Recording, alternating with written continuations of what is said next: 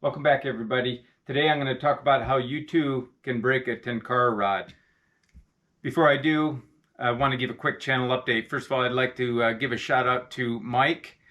He contacted me after watching my last video and heard about that I was in the market looking for the Gamakatsu 4.0 rod, since I already have the 4.5 and the 5.0.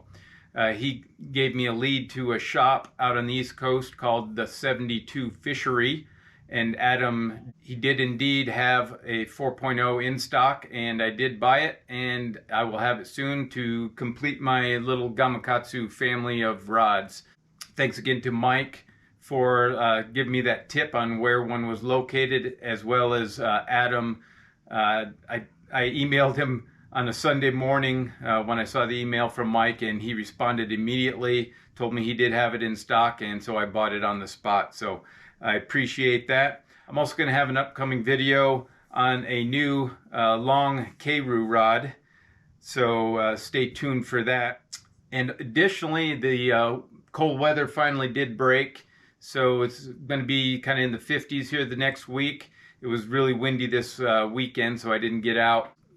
But next weekend it's looking like I'll be able to get out and actually do some fishing rather than sitting here in my basement talking about fishing. But in the meantime, today's topic is how to break a Tenkara rod. I'd love to hear if you have broken a Tenkara rod, and put it down in the comments on how it happened. Not looking to hear any particular rod or manufacturer, not looking to bash anybody or anything like that, because quite frankly I think most of the time it's our own fault.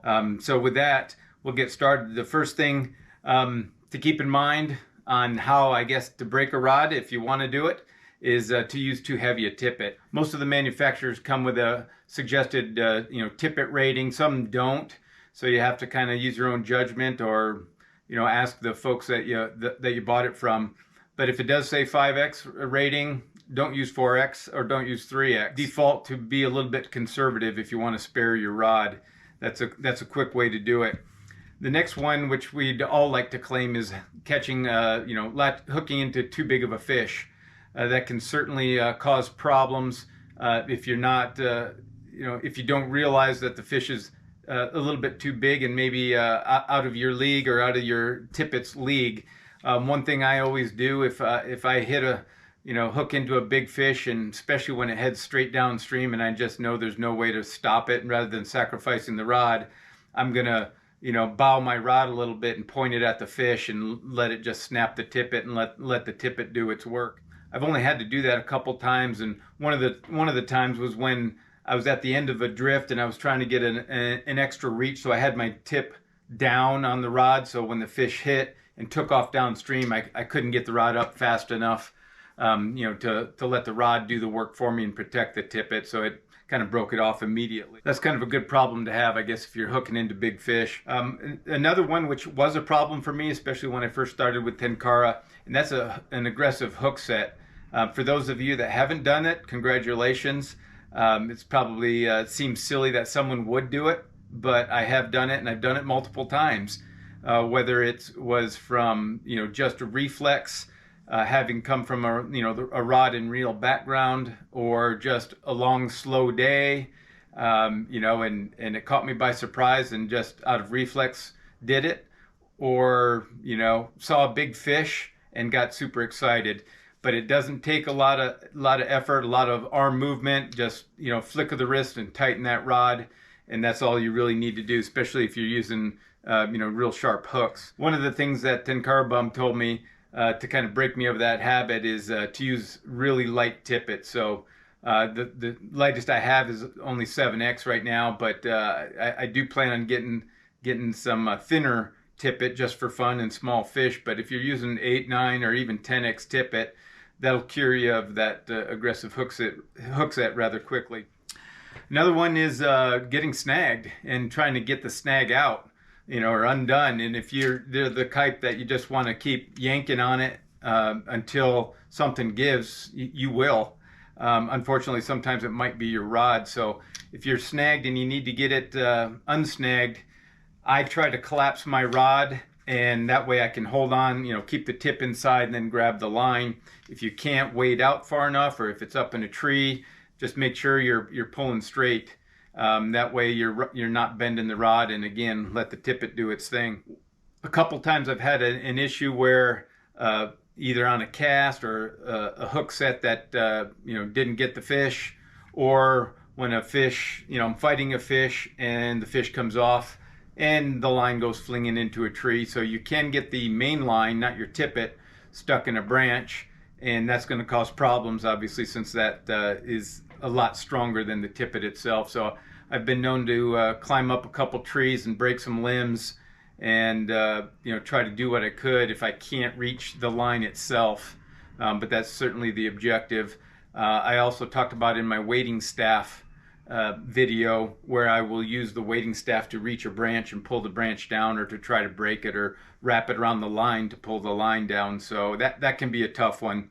The next is collapsing the rod incorrectly, or getting a stuck joint on the rod when you're trying to collapse it and trying to put a little extra force. So I do have a video on unsticking a rod, and so I'll put that link in there as well. But the key is 2 fingers, finger and a thumb on each hand, brace it right at the end of the rod, and just kind of pinch them, and then squeeze your knuckles together. And also using the little rubber tip grip, or I also mentioned a piece of rubber bike inner tube or something like that, but something that allows you to get a grip, because that's usually the problem. Your hands might be cold or wet or whatever, and it's hard to get a grip on a real thin rod tip. So collapsing the rod is one of the most, in my mind, probably the most frequent times that it break. And I've done it myself, I don't know, 2, maybe 3 times, trying to collapse the rod, where I thought, well, I can just get that other finger, get a little bit more pressure, but as soon as you do, you're going to snap that tip. I guarantee it. Another time that I have broke a rod is trying to get the Lillian disconnected from the main line. So, I have the little noose. I don't use a knot in my Lillian, but I had the noose on the Lillian, and it had kind of a tangle, and I was kind of trying to get that tangle out, and I wasn't paying attention, and the rod tip came out of the rod a little bit and pulled it just enough sideways, and it doesn't take much pressure. So if you're going to pull straight. And that really also goes to attaching the Lillian and tightening it as well.